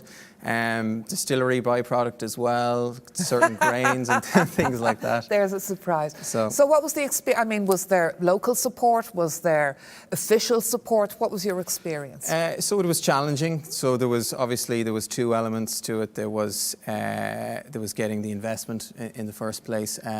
That we were able to do over time. Then there was obviously the legislation side of things as well. So actually, when we started the business, there was no legislative framework to grow or farm insects at all. So we were kind of in this really kind of strange grey area. Where it was kind of, did you even know it was legal? Well, it was in America, and we thought, well, what's going on in Europe? Then we realised, look, there was big moves at a European level to bring this, to bring this into law for aquaculture and pet food. So we were following those developments. But when we were in Ireland and we were looking for, well, what license do you even need for this? That type of thing. So that was challenging because there was no framework in place when we started to go. But then the European Commission passed a lot of the legislation, and then we were able to work with something. But it was challenging. It took a long time to get the approvals we needed. But I suppose there was learnings there on both sides. There was no use case. There was no. It was a learning precedent. on the official side as well. It was learning on both sides for sure. And there's going to have to be a lot more of that in the years ahead, isn't that right? In all kinds of areas. I think so. I think like technology moves at a very quick, very fast pace. Innovation is moving fast. The solutions we need we need them now. So legislation and regulation there needs to be a matching there of how that can fit in together from a timeline perspective. Obviously, there's commercials of trying to get things going versus balancing the health and safety and the regulation side of things. But it has worked out. We're approved and we're growing as a business, and globally the business is insect farm is expanding at a rapid rate. So it's a good solution, I think. Okay, it's absolutely fascinating stuff, and fair play to your innovation. And Kevin, just talking actually before I come to you, the question I'm going to give to you is to look for a reaction to our Slido poll, which was which area of research and innovation in agri-food requires the most attention to address key food system challenges by 2030. Was it food authenticity, traceability and safety systems? 13% thought so. Fisheries and aquaculture, only 8%. Healthy and personalised nutrition, 16%. Genetic improvements, only 5%. But nature-based solutions and circular economy approaches were a whopping 58%. What is a circular economy in food production? And how does research and development need to play into that?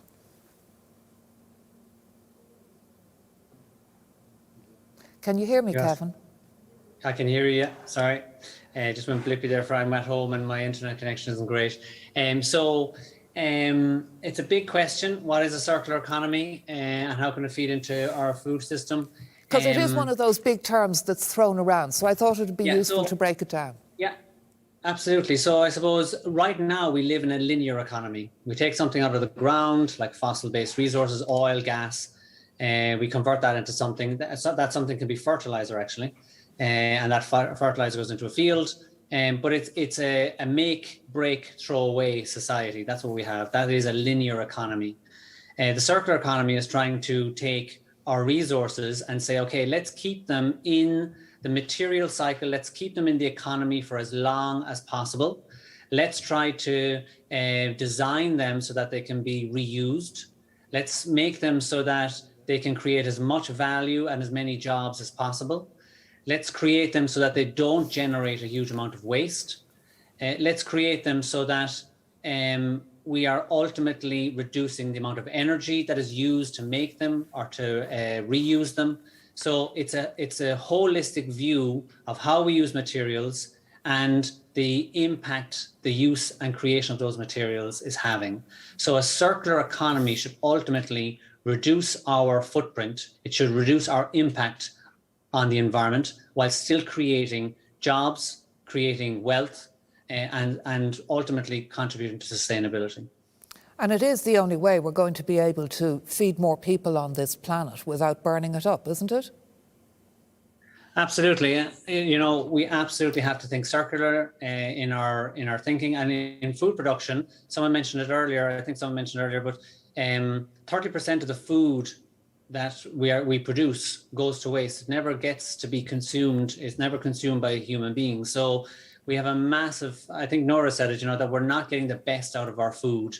Well, we're not only not getting maybe the interesting molecules that Nora's looking for, but we're also not getting efficiency in our food systems. And actually, a lot of that isn't down to agriculture. Agriculture is actually quite efficient at production. It's the supply chains after that. Yeah, and it's our 2-for-1 offer, the 3-for-1 offer. Have I stopped? No, we're still hearing you. Go on, Kevin. Yeah. Oh, no, hold that thought then, and we'll come back to you. I'm still there. Sorry. No, that was a really interesting point you were making, if you still hear me, about the inefficiency in the food systems, if you like, being beyond the farm gate. Yeah, so... no, we'll see if we can improve that. Just hold there the line, Kevin. We'll see if we can sort that out a little bit. Before I'll come back to you on that, Maeve. But before I do, I want to give you another Slido question, which is: research and innovation can make the biggest contribution to achieving a sustainable food system. Do you strongly agree, neither agree nor disagree, or disagree, or strongly disagree? And this is how much this is this question of how much uncomfortable change do we have to make in our own lives and the way we do business now, Maeve, isn't it? Compared with how much will, you know, somebody like Nora come along with a way of using artificial intelligence to get the most out of a fava bean and new products. Sorry, Anya, what's the just question? On the balance there. The balance of the change in the system, is it? Yeah. Yeah, well, I think there's huge potential for change all along the system. And we did some work recently looking at the opportunities to add value to co-processing streams in the meat industry. And we found there's about at least 250 potential opportunities there that we can look at valorising into the future. But maybe I can come back a little bit as well and speak to the point about the role of livestock production in the food system. And Teagasc is actually organising an independent dialogue around that in parallel with the national dialogues, I suppose, to try and bring a bit of balance to the argument around it. Because it was interesting, our Slido posters weren't that impressed by genetics as being, you know, the answer. And a lot of farmers are saying we'll be able to breed, you know, a herd that will produce much less biomethane, and genetics is crucially important to that. Yeah, absolutely. Well, genetics is part of it, and then feeding strategies are all part of it as well. But I think the point I was trying to make is that we have to look at what are cattle actually doing. And, you know, we have the point here that insects are converting non-human edible food into feed, or food for humans. Cattle are actually doing the same thing. So they're converting non-human edible food, grass, into food for humans. And they also have a significant role in terms of eating, you know, distillers' grains and things like that in the past. So they have a huge role there as well. So I think we have to think about the role of livestock beyond producing food. They have a role in we had the Burren example last week, whereby if you didn't have those cattle wintering, you would have overgrown scrubland, you would have negative environmental impacts. We have the significant role that grasslands play with regards to in the uplands in Wicklow, for example, there's a grass called Molinia. If that's not grazed, you will have the forest fires that you have, the wildfires that you have at the moment as well. So livestock have a role in all of these ecosystem services. And I think it speaks to your poll also about the natural, nature-based solutions that are there, and livestock can be part of that. But it's about trying to figure out where it fits in the overall food system is something that we need to consider. It's not the tobacco of the industry. It's part of the solution, and it's trying to figure out where it fits is where there may be a bit more balanced debate is required. And Alvin, I never asked you, what do you do with your flies once you've produced them? What happens to them then? Yeah, so we have our own, one part of the factory would be the breeding section. So that's where the adult flies mate. So we extract the eggs there. That's in a very temperate, humid climate, extract the eggs. And then How hard is it to get an egg out of a fly? Well, you have to have an attractant and get them to lay in a specific area, and it is very, very tricky. There's a lot of IP and science behind it, but we've cracked that. So then after that, what we do is we take those eggs and then they're brought to a hatchery where they grow out into kind of a juvenile larvae, and then they're moved into a bigger incubation room. And at those 2 stages, they're introduced to the feedstock or the food waste, and over the course of about 7 to 10 days, they will completely bioconvert that. They will grow in over 2,000 times their size from egg. And then what we do is we separate a certain percentage of the larvae at that stage to go back into the original, into the breeding, Circle so that the of life all over again. keeps going. And then the rest of the larvae then are separated from the feedstock that they've eaten. So they've eaten that feedstock, and what's left over is a material called frass, which is an organic fertilizer, which can then be used locally in agriculture or in horticulture. And when they have been screened then with that sieving process, they're then processed and separated into oils and proteins. So the protein is about 60% protein, and then the oil is very similar in its composition to coconut oil. It's almost exactly the same, actually. So that's kind of the process of how it works. So I could be rubbing myself with fly oil in years to come. Well, look, or cooking with it. It can certainly act as a sustainable replacement for palm oil, which as we know is its production leads to deforestation worldwide. So look, there's a host of environmental benefits associated with insect farming. It's a 90% reduction in CO2 emissions compared to other forms of agriculture. It has the ability to convert the food waste that we're producing, and it can do that en masse. Ireland produces about 1 million tonnes of food waste annually. If we were to build a much larger insect protein plant in Ireland, we could convert about 15% of all of Ireland's food waste.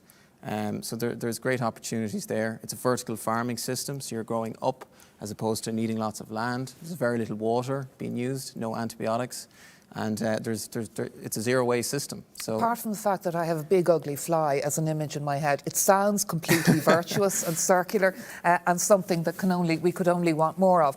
And Nora, it's interesting, isn't it? How good do you think in Ireland we are at embracing the novel, the scientific? When we talk about, food production and food sustainability, and we think of green Ireland, and, green fields, and it's all very natural and bucolic, as opposed to scientists in laboratories, pressing computer buttons. I think Ireland is doing well. I think Ireland is doing well. Globally, it's not the case. You can see there's, huge pandemics like diabetes and other blood pressure and so forth. And then that is caused again by the types of foods we're eating and our lack of knowledge of how to use food properly and how to consume it properly. And also the types of products that are produced. And like, for example, now there's this whole movement from meat into plant-based. And that lack of understanding of proper plant-based is scary, because a lot of the products are now plant-based products. You look at the labels and you're like, wow, this is really super processed, and what's healthy about it, but there's still this connotation of, well, it's plant-based, so it is healthy. It's healthier than meat. And I think that kind of misunderstanding, needs to really start being talked about at all levels, and I don't think it's talked about enough. And actually, that's a really, really important point. Certainly, I know these are arguments that have gone on in my household, where you have people, thinking that they're eating a much greener diet, and half of it's coming in the door in cartons from the supermarket, and I'm up the allotment bringing home homegrown vegetables, and they won't eat them. So anyhow, that's a sore point with me. But it does raise that issue of, there's a lot of young people growing up, and they're picking up. This is the age of, we can all get information about everything on our phones, TikTok, Google, whatever.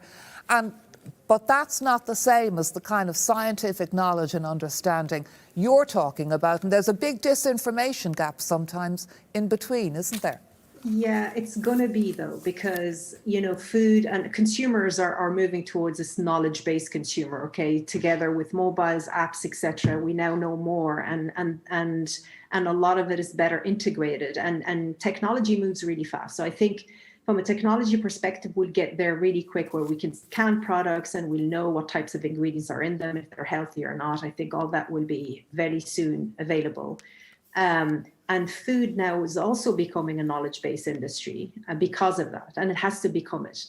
And there'll be losers and winners, and I think the losers are going to be the ones that aren't going to follow the trends and just, you know, rely on marketing, heavy marketing, and ones that are going to really understand that this is coming, that, you know, adaptation of their products with you know, ingredients that are going to have support behind them, that have real scientific support, that are sustainable, natural, and all the boxes that our consumers are looking for, but also have the scientific support behind them, is crucial for now. And yes, there's this gap that still lies between what is healthy and what is not healthy. And I think governments should play a very important role in educating this. And also, I think this might be out of nowhere, but if you look, for example, at the differences between Africa, Europe, between South America and the US, it's all, at the end of the day, what we're trying to do is, how do we extract health benefits that are cost effective, that can be put into food, and that are going to help individuals have nutritional, healthy products and stay healthier for as long as possible, because you don't want to, you know, live longer but actually stay in a disease state for most of it. So how do you live through nutrition and food? Because literally it's the one thing you do every single day. And really, at the end of the day, it's identifying the right components, allowing companies to take that on board and develop these products. And from a government perspective, I'm thinking about it, like, Ireland is a small country. It could really start this trend and be a pioneer in this area, where it could get a few food companies to really start developing these types of products, because the solutions are there. It's just they haven't been integrated. So, yeah, sorry, go ahead. Point very well made, Nora. Really, I was just drawing a breath. Because there. why not? Yeah. Because the solutions, like, literally the ingredients are there. It's just that there is no pressure on food companies, I think, to do so. Now, there is mounting pressure globally, but there's still no pressure for governments to say, okay, well, let's look at this, you know, and let's create alternatives that are really healthier, as opposed to ones that there's a mirage of things around and you feel they're healthier, but they're not really. And Kevin, that point about getting, because, you know, picking up on the point you'd made, do we still have Kevin with us? I hope you can hear me at this stage. I can hear you. Brilliant. Hear you, yeah. Because that point you were making earlier about the inefficiencies being less on the farm and actually more within the food system, marrying that to that point Nora made there about the need for more of our food companies to become pioneers in this area. And it's really interesting. Final point for you to consider here. Our Slido poll strongly agreed, 55%, that research and innovation can make the biggest contribution to achieving a sustainable food system. So how do we get that in our food industry, if you like, beyond the farm gate? So I think you're right. The opportunity is huge. I think people tend to play safe. So the food industry is no different. They know what works for them. And so driving innovation in large organizations, and we have some very large organizations as food companies, driving innovation can be very difficult, because innovation places them at risk. So what we really need to do, again, I think. No, we're still hearing but I keep talking. Yeah. So what I think to drive innovation, you need to start at the educational system. You need to at the undergraduate level, at the postgraduate level, you need to design courses that are actually going to teach students about how you can change, how you can be an entrepreneur. I think being an entrepreneur is, I think it's genetic, but you can train people to be better entrepreneurs. So I think that's really important, that we can, the next generation, like we in Bioorbic are trying to train the next generation of thinkers. That's not easy, because sometimes, you know, the old phrase, diamonds are dulled and pebbles are shone. So to drive innovation, what we need is an educational system that allows people to take risks, and actually we're not afraid of failure. Nora mentioned America there. The Americans aren't afraid of failure. Europeans are. One of the things that limits innovation in our current ecosystem is our fear of failure. That's a really, really interesting point there, isn't it? And also that point that was being made, Maeve, about, you know, we have a lot of, you know, very well-known big food companies, but also the education and rethinking that has to go on there in terms of innovation and in terms of being maybe, you know, embracing of risk. Absolutely, and I think maybe, you know, Kevin and myself, we've been around a while, but I think even we need to be re-educated as well in terms of how we work together in the scientific community. You know, we operate a lot in silos. You know, you have the geneticists and the physicists and the microbiologists and the social scientists, but we all need to learn how to work together, because unless we do, we're not going to address these grand challenges that we need to address. So we need to educate ourselves as well and to learn each other's languages and to work together. And to speaking to Kevin's point about failure as well, if we're thinking about the food system, we don't exactly know if we change one thing, how it's going to impact on another. So we have to because accept it's so we're not complex. going to have all the answers, and we have to accept, and you know, we won't have the scientific evidence for all of the actions we're going to take. So we have to do these at a small level, take the risk and implement them and learn from them. And you know, we're not going to have the evidence base for everything. We're going to have to take some risks, accept some failures, learn from them and move on. Well, you've certainly been willing to do that, Alvin. What would you say the biggest message you would have for, you know, people who are part of this conversation, watching online, talking about the Food Strategy 2030, getting ready for this big UN Systems Conference in September? What are the key things you think we need to take on board? What are the key points you'd make?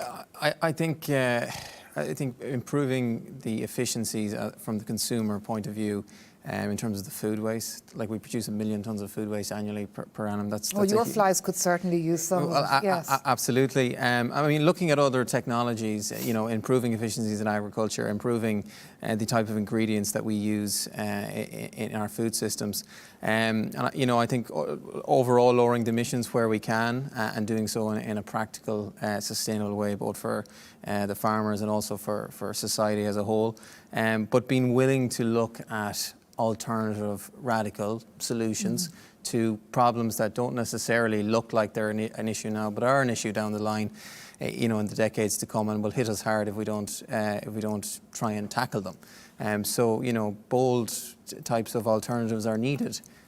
So I suppose I would say, you know, generally that we need to be very open to looking at what we can do to change things in the years ahead. Boldness, a willingness to embrace risk. And it's back as well, I'll give the final word to you here, Nora. It's back as well to that crucial need that's going to be needed right across society for people to understand all of this better. If all of the different groups, the consumers, the producers, the companies, the researchers, are to be brought along the same road together. Yeah, absolutely. So I use an app that my dad actually uses, and just to show you where technology is going, you know, and you just scan your product in the supermarket, and you can go into as much detail as possible. So what it can do, it tells you, well, these are the ingredients, and it scores them by color. So it tells you orange is not great, red is really something you shouldn't be eating. I mean, every ingredient within the product, and then it scores a full product. And some of the products you really associate with being, you know, they're not that healthy, but they're not bad, are in the red zone. Even for me, I was surprised to realize that, you know, there was a lot of additives and ingredients that we shouldn't be eating at all, and they should be removed completely. And then what's interesting is that you can compare products. So it will tell you, well, you should be eating this one. Here's a healthier version. And that's where things are going. And it's that full integration of different data sets from different worlds, from, you know, health, biology to ingredients, to research papers, and bringing it down really to a final finished product. Now, you know, these are still at the early level, but these types of technologies are going to very quickly grow as they access more and more data and more consumer data. So things are going towards there. So I think it's time now to realize this and really make a difference, because it's not a major leap. It's not like where it's small differences are going to make much better, healthier products. Exactly. And, you know, people have the capacity to absorb all this information. Just look at how much we know about spike proteins on coronavirus at the moment. We can name them all off by number, and none of us could do that a year ago. Thank you all very much indeed for a really enjoyable panel. And once again, I'd like to thank all of our panellists and contributors today. And particular thanks to all of you watching for sending us your comments and questions and taking part in our Slido polls. Don't forget to join us for our last National Dialogue. That's going to be on the 17th of this month. But now, to conclude this afternoon's session, I'll hand you back to our chairperson, Dr Paula Barry Walsh. I would like to thank Dr Colin Sage for his enlivening keynote speech and all of our panellists for their thoughtful interventions. My thanks also to all of you who put questions to the panels.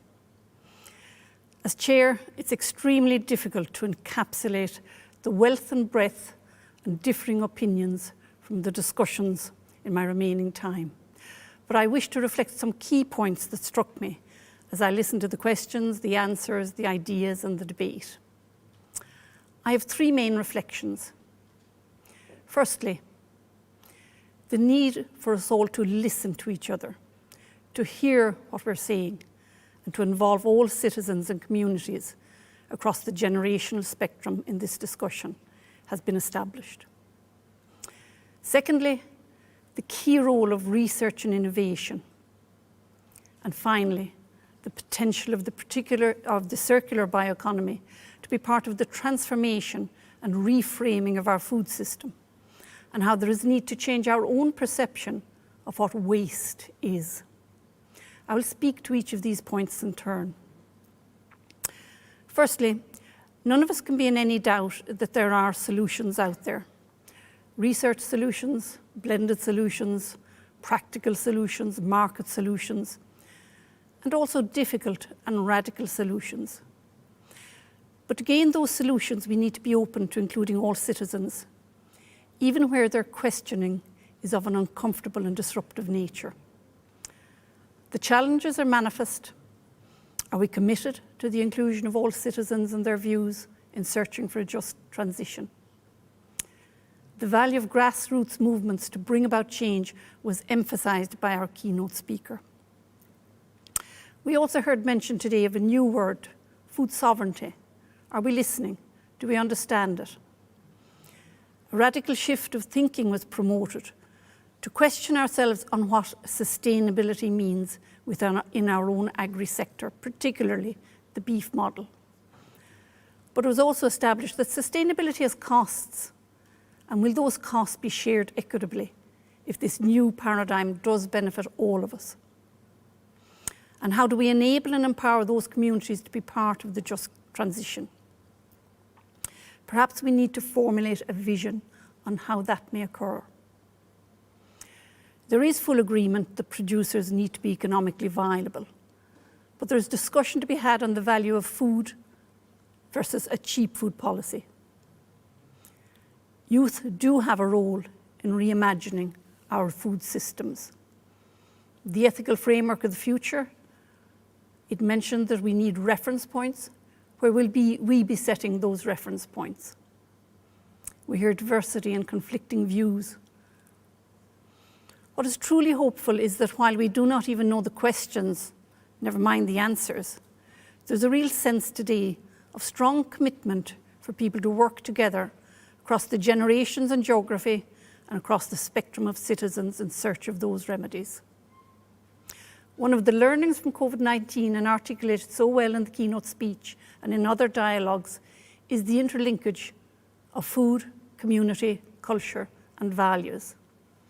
There is expectation that food is not only safe and authentic, but that it is sourced in an ethically acceptable way, one that respects our planet, the producer, and for food of animal origin, the welfare of that animal, and our growth and production systems. The important role of women as drivers of change, particularly in farming and fishing, was also referenced. But we need to consider dramatic shifts to increase the percentage of women in our agriculture. In Ireland, currently under 10%. The role of youth, their ability to see the planetary problems in an immediate and citizen-oriented manner, allied to their energy and creativity, will be hugely positive in terms of asking fearless questions and holding policymakers to account. This is essential. Truly, we do not own this planet, but only hold it for the next generation. But we do recognise the willingness of youth to step up to leadership roles, but they cannot be held accountable for all the future. Secondly, as expected, there is appreciation and expectation around the role of research and innovation to unearth evidence that will inform solutions, ones that can be tried and tested to enable change. But we also heard of the risks allied to such innovation, such research, and the risks of failure, the costs of failure, and indeed unintended consequences. However, research is very much in keeping with Ireland's own ongoing use of research to currently provide positive and impactful results in the sphere of agriculture. Examples, to name a few, include the Vista Milk Initiative, Teagasc work on the profitability of grass-fed dairy calf to beef systems, or work ongoing by ICBF in Teagasc to reduce the emissions profile of the Irish cattle herd through improved genetics. These discussions reflect the need for a strategic approach for the funding for research and development, one that recognises the value of government-supported research, public-private research initiatives, as well as private research. But science is not black and white. We know again well from our COVID experience that science can be interpreted, misinterpreted, disbelieved, and cherry-picked. So that knowledge, that journey from knowledge to application of science is a treacherous place where others may seek to fill the space. In the context of novel foods such as insects being provided in Ireland, one can detect the cultural shift that forms part of the challenge for innovators and those who seek to radically move the dial on our food habits. Thirdly, the potential of the circular bioeconomy to change our perception of what waste is, not just for the economic or environmental sustainability provides, but its essential role as part of the social sustainability paradigm, its regeneration capacity, where the waste of all will have value to society, whether it be fertiliser, feed, heat or other. It is not inaccurate to say that our Irish bioeconomy is in its infancy, but today we've had a glimpse of its potential and can foresee that will be integral to the transformation process over the next 10 years. In relation to emerging industries, the difficulties faced by the insect industry tell us that the entrepreneurial spirit requires resilience and tenacity. Regulation may seem intrusive on such innovations, and some reflections were given on that point. Fundamentally, it points to the needs for enablement of new industry by policymakers, but also a mechanism for entrepreneurs to gain insight into the regulatory regimes we have that are the backbone of Ireland's world brand for its food products. But all of the above will not and cannot progress in isolation. It comes back to the fact that there must be promotion of inclusion of all members of society in this debate. Finally, I would like to thank Dr Colin Sage for his very thought-provoking speech, the panellists for their views and expertise, and my thanks to you all for your participation, and to my own colleagues who have assisted in my preparations today. A particular word of thanks again to Anya Lawler, who has dealt with this so expertly. Thank you.